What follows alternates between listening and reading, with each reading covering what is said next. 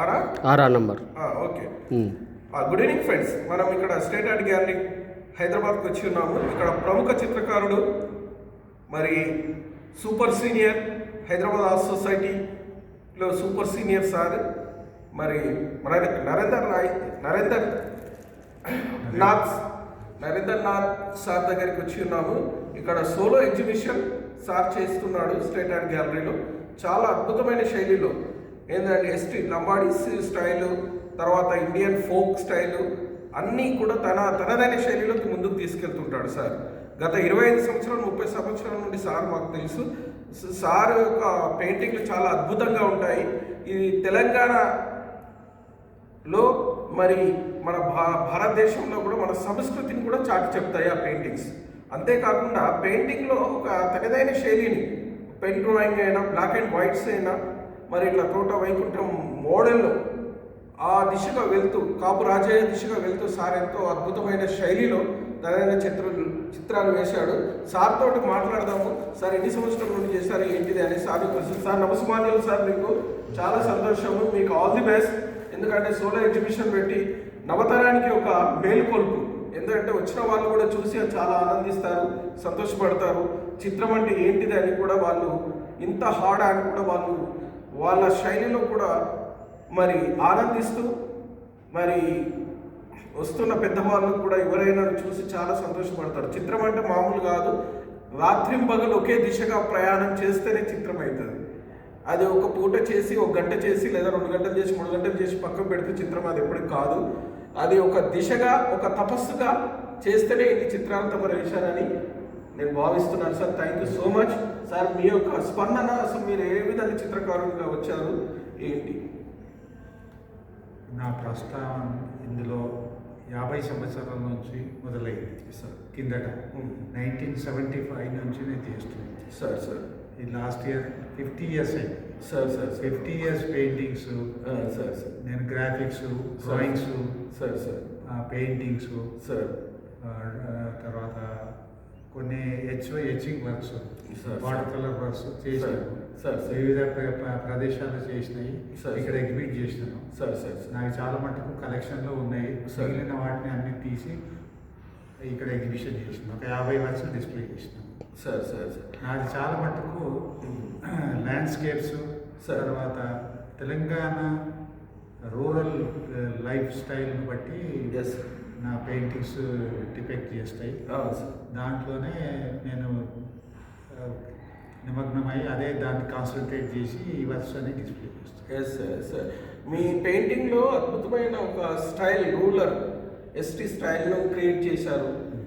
దాంట్లో మీకు చాలా అద్భుతమైన శైలి కనబడుతుంటుంది సార్. వాళ్ళ కట్టుబొట్టు, వాళ్ళ గాజులు, వాళ్ళ యొక్క సౌందర్యం ఏంటి, ఎందుకు వాళ్ళని చాలా తీసుకుని అలా చేసి ఉన్నారు ఏంటి? తెలంగాణలో ఇప్పుడు కొన్ని దేవాలయాలు ఉన్నాయి. వీరభద్ర స్వామిది కోరిలో, తర్వాత మహబూబాబాద్లో ఉన్నది. అక్కడ వెళ్ళినప్పుడు ఏంటంటే ఈ ట్రైబల్సే ఎక్కువ అక్కడికి వచ్చేవాడు. నేను చూసిన. Correct sir, correct. ఆ తర్వాత ఇంకోటి వాళ్ళ బొట్టు, వాళ్ళ స్టైల్, వాళ్ళ గాజులు, అవన్నీ చాలా అద్భుతంగా అనిపిస్తుంది. వాళ్ళ ఆ ట్రైబల్స్వి, ట్రైబ్స్వి వాళ్ళ స్టైల్ ఆఫ్ డ్రెస్సింగ్, తర్వాత హ్యాండ్ నిట్టింగ్ అంటారు, మిషన్ మీద చేయరు. Hand meeting. ఇంకోటి ఏంటంటే వాళ్ళు కప్పుకునే పళ్ళుది చాలా మట్టుకు ఇంపార్టెన్స్ ఇస్తారు. కొంగు లేకుండా చాలా తక్కువ మంది కనిపిస్తుంది. అది ఇప్పుడు వెళ్ళిపోయింది. ఆ పాత పద్ధతి అంతా ఇప్పుడు లేదు, కొత్త పద్ధతికి వచ్చారు. కానీ అది నాకు అట్రాక్ట్ చేసి అప్పటి నుంచి నేను చేస్తున్నాను కాబట్టి అవన్నీ నా పెయింటింగ్లో మీకు కనబడుతుంది. సార్, చాలా అద్భుతమైన శైలి సార్. అదే అద్భుతమైన దిశ. ఎందుకంటే ఎవరికైనా ఒక ఆనందాన్ని కలిగజేసే డ్రెస్ సెన్స్ సార్. అది ఒక ఆనందం, ఒక డిఫరెంట్, ఇది ఒక మోడల్, ఒక ఫోక్ లాగా అక్కడ దీంట్లో కనబడుతుంటుంది. చాలా సంతోషం అనిపిస్తుంటుంది బొమ్మను చూస్తుంటే. అదే కాకుండా మరి విలేజ్ కల్చర్స్, ఇట్లా మీరు గోడ్స్, మేకలను, ఇట్లా ఒక మెన్ను ఇట్లా తీసుకొని కూడా పెయింటింగ్ చేశారు. అది ఎలా ఇన్స్పైర్ అయ్యారు సార్? వాళ్ళది ఏంటంటే అక్కడ కొనే వాళ్ళకి వాళ్ళు. డబ్బులు కనపడేవి. Yes sir, yes sir. ఇంకోటి ఏంటంటే వాళ్ళు వారానికి ఒకసారి వచ్చే సంత లోపల సార్ వాళ్ళు పండించిన పదార్థాలు, ఎస్ సార్. జొన్నలు, గోధుమలు, సార్. పప్పు దినుసులు సార్ అమ్మేసి మళ్ళీ వేరేది వాళ్ళకి అవసరం ఉన్నాయి కొంటారు. సార్. అది ఒకటి వాళ్ళకి ప్లస్ పాయింట్. సార్. వారానికి ఒకటేసారి అవుతుంది. సార్.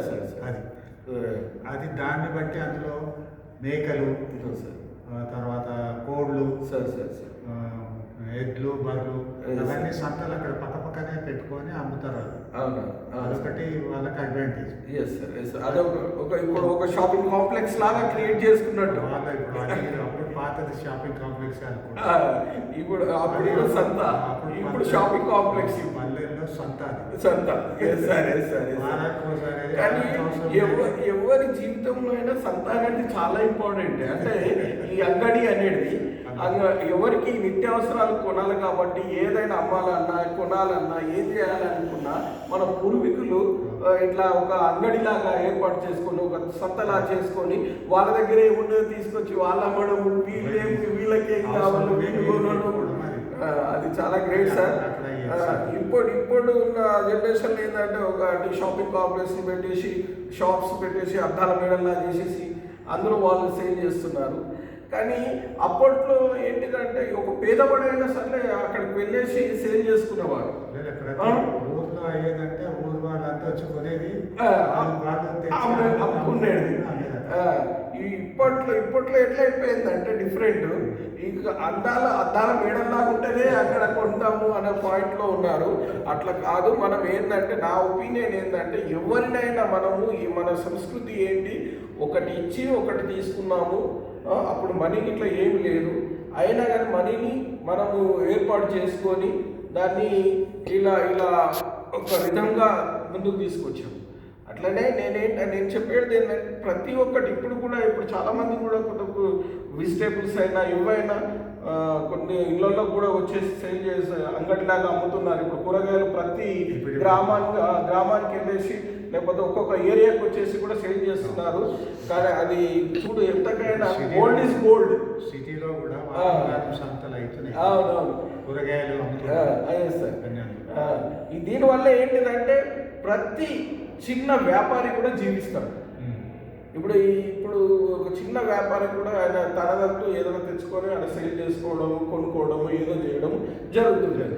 ఇది పూర్వకాలం నుండి వస్తుంది. కాబట్టి ఈ విధమైన ఒకటి గుర్తు చేసినందుకు కూడా చాలా నమస్కారాలు సార్. ఎందుకంటే మనిషి ఆయన జీవితం ఒక సర్క్యులేషన్, ఒక వీల్ అన్నమాట. ఎప్పుడు జనరేషన్ నడుస్తూ పోతుంటేనే జీవన శైలి ముందుకు వెళ్తుంటుంది. ఆ విధంగా మీ పెయింటింగ్లో ప్రతి ఒక్కరికి ఒక మెసేజ్ ఇచ్చే జీవన శైలి ఉంది సార్. అంతేకాకుండా ఒక డిస్కషన్ ఉంది, ఏం చేసుకోవాలి. ఒక అమ్మ అక్కలు ఇట్లా కూర్చొని కూడా వాళ్ళు మాట్లాడుకుంటుంటారు ఊర్లలో ఈవినింగ్ టైము, ఎర్లీ మార్నింగ్ అప్పుడు అయ్యా ఎట్లా ఏంటిది అనేది. అది కూడా మీ పెయింటింగ్లో ఉంది. ఇప్పట్లో ఉన్న వాళ్ళు డిస్కషన్ అనేది చాలా తగ్గిపోయింది సార్. సెల్యులర్కే అలా అంకితం అయిపోయారు. టైం ఇవ్వడం లేదు ఎదుటి వాళ్ళకు. దీనిపై మీ అభిప్రాయం ఏంటి? మొబైల్స్ ఊళ్ళో కూడా మొబైల్స్ వచ్చేసినాయి సార్. దీనిపై దీనిపై ఏంటి అభిప్రాయం ఏంటి? ఇప్పుడు మనం కలిసి మాట్లాడడం సంతోషమా, లేకపోతే సెల్యులర్ చూసుకోవడం అని? ఇప్పుడు ఒక సెల్లు చూస్తున్నాడు, చేతిలో వైకుంఠాన్ని చూస్తున్నట్టుగా కనపడుతుంది. కానీ ఈయన చూసే వరకు ఈయన ఒంటరిగానే ఉంటున్నాడు. ఈ ఒంటరితనం కూడా మంచిది కాదంట. మనుషులను కలుసుకొని ఒక డిస్కషన్, ఒక రచ్చకొండ, లేకపోతే ఒక మీటింగ్ ఏరియా అనేది అప్పట్లో పెట్టుకొని మాట్లాడేవాళ్ళు. అది కూడా చాలా ఇంపార్టెంట్. ఒకప్పుడు మిషన్లు, ఇప్పుడు అన్ని మిషన్లు వచ్చినాయి ఏ పని చేయాలన్నా. కాబట్టి ఇప్పుడు చాలామంది కూడా ఏమైపోతున్నారంటే తొందరగా వాళ్ళు ఏదో ఒక ప్రాబ్లం వాళ్ళకు వస్తున్నారు. అప్పట్లో ఏంటిదంటే ప్రతి ఒక్కరు కూడా వర్క్ చేసేవాళ్ళు, హార్డ్ వర్క్ చేసేవాళ్ళు. ఎవరు వాళ్ళు 100 years వరకు ఎలాంటి హ్యాపీగా బ్రతికారు. ఇప్పుడు ఆరోగ్యంగా బ్రతికారు, హ్యాపీగా బ్రతికారు. ఇప్పుడు ఉన్న వాళ్ళు ఒక ప్లేట్ భోజనం చేయాలంటే కింద మీద అయిపోతారు. అప్పుడు 2 ప్లేట్లైనా తినేవాళ్ళు. వాళ్ళు అట్లా హార్డ్ వర్క్ చేసేవాళ్ళు. దీనికి మీ యొక్క అడ్వైస్ ఏంటి? ఇలా జీవన శైలిని ఏమైనా మంచి దిశగానే ముందుకు వాళ్ళు వర్క్ చేస్తూ ముందుకు వెళ్ళాలి. ఇట్లా మీలాగా రాత్రి మొదలు వర్క్ చేస్తుంటే ఒక ధ్యానంలో ఉంటే వాళ్ళకు ఆరోగ్యంగా ప్రతి విషయంలో కూడా ఉంటుందని నేను నమ్ముతున్నాను సార్. ఇంకా మీరు ఎన్నో కంట్రీస్ తిరిగారు సార్, ఏ కంట్రీ తిరిగారు ఏంటి? నేను మా పెద్ద బాబు అమెరికాలో ఉన్నప్పుడు అమెరికాకు పోయినాను సార్. కాలిఫోర్నియాలో ఉండే అతను. సార్. అక్కడ ఉన్నప్పుడు కూడా వాటర్ కలర్ పెయింటింగ్స్ చేశాను. సార్. తర్వాత చిన్న బాబు మెల్బోర్న్లో ఉన్నాడు, సార్. ఆస్ట్రేలియాలో. సార్. అక్కడికి వెళ్ళినప్పుడు కూడా అక్కడ కూడా వాటర్ కలర్ నా పెయింటింగ్ ఇది ఒక వర్క్ మాత్రం కంటిన్యూయేషన్లోనే ఉంది. నిత్య తపస్సు సార్, నిత్య తపస్సు. ఏ కంట్రీకి పోయినా, ఏ దేశానికి పోయినా ఆయన దిశగా ఆయన వర్క్లో ఎప్పుడు నీలమై ఉండేవాడు.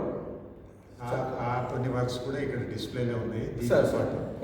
అది 50 ఏళ్ళ ప్రస్థానం కాబట్టి సార్. అందుకని 50 వర్క్స్ డిస్ప్లే చేస్తాం. Thank you so much sir, thank you so much. మీ యొక్క ప్రయాణము, మనం చేసే పనిని మన పెయింటింగ్ ఎప్పుడైతే డిస్ప్లే అవుతుందో అప్పుడే ఒక ఆనందం, ఒక సంతోషం.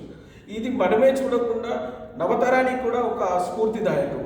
ఇప్పుడు వచ్చిన వాళ్ళు ఇంట్రెస్ట్ ఉన్న వాళ్ళకి, యంగ్స్టర్స్ కూడా కొద్దిగా డ్రాయింగ్ అది ఇది అనేది ఏదో ఒకటి ఇన్స్పిరేషన్ రావాలి. Inspiration confirm sir. మీ ప్రతి లాయిన్ కూడా ఒక ఇన్స్పిరేషన్. ఇప్పుడు చాలా మంది ఏఐ అనేసి అంటున్నారు. ఏఐ ఇంపార్టెంటా లేకపోతే చిత్రకారుడు ఇంపార్టెంటా సార్? అది మనిషి ఆలోచన మీద ఆధారపడి ఉంటుంది అది. ఎందుకంటే సార్ ఇప్పుడు మనము మొబైల్కి అలవాటు పడిపోతాం సార్. కళ్ళు దెబ్బతింటే అన్ని తెలిసి కూడా మళ్ళీ అలవాటు పడుతుంది సార్. దాంట్లో ఏమైందంటే వేరే వాళ్ళతో పర్సనల్ కమ్యూనికేషన్ తగ్గిపోతుంది సార్. అట్లా లేనిపోయిన రోగాలు వస్తున్నాయి సార్. అది దెబ్బతింటుంది సార్. అది కొంతవరకు మంచిది, అది సార్. మనకు అవసరం ఉన్నంత వరకే మంచిది. సార్. తర్వాత హానికరమే ఏదైనా. అయితే సార్ చెప్పిన విషయం ఏంటిదంటే, ఏఐను మనం సృష్టించుకున్నాము కానీ మనల్ని అది సృష్టించలేదు. కాబట్టి మ్యాన్ పవర్కే చాలా వాల్యూ. మ్యాన్ పవర్ తోటి చేతితో వేసిన పెయింటింగ్ ఎలాంటిదైనా ఆలోచించి చేయగలదు, కానీ మిషన్ ఆ విధంగా చేయలేదు. ఏఐలో కూడా ఆమె ఉన్న బొమ్మలు ప్రింట్లన్నీ తీసుకొని పెట్టుకొనేసి అవి డిస్ప్లే పెడతారు వాళ్ళు అడగంగానే, అంతే తప్ప కానీ వాళ్ళు మన మైండ్లో ఒక చిత్రకారుడు ఆలోచించినట్టు, ఒక శిల్పి ఆలోచించినట్టు ఆలోచించి క్రియేట్ చేయలేరు. కనుక ఈ పాయింట్ ఆఫ్ వ్యూలో చూస్తే మ్యాన్ పవరే చాలా పవర్ఫుల్ అనేసి సార్ తెలియపరుస్తున్నారు.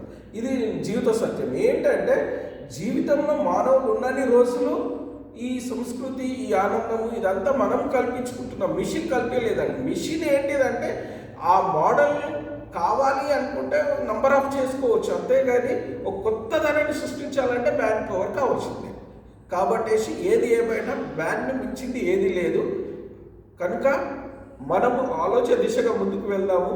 సార్ ఎంత మంచి షో చేసినందుకు సార్ మరొకసారి కంగ్రాచ్యులేషన్ చెప్తూ, ఆల్ ది బెస్ట్ చెప్తూ, మరి మనకి ఇచ్చిన ఈ సమయాన్ని బట్టి కూడా సార్ నమస్మాంజలి తెలియపరచుకుంటూ thank you so much sir, valuable time ఇచ్చినందుకు థ్యాంక్ యూ సో మచ్.